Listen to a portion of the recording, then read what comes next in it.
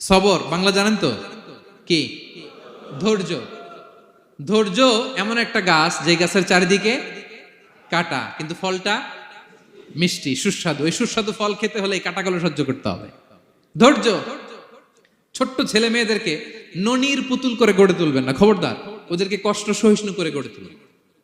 আপনি থাকতেই কষ্ট করা শিখান, তার জীবনটা স্মুথ হবে, তার ক্যারিয়ারটা ব্রাইট হবে, তার ভবিষ্যৎটা সুন্দর হবে।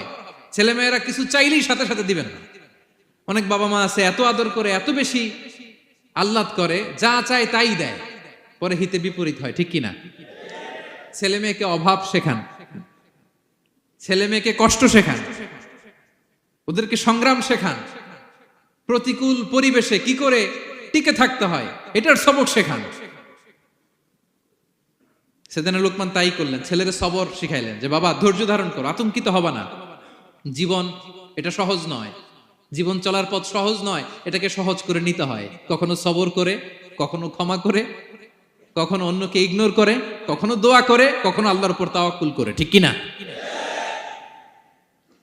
ছেলে মেয়েকে আদর করে বোঝাবেন, বাবা এখন তুমি বাবার হোটেলে খাও, মায়ের হোটেলে ঘুমাও।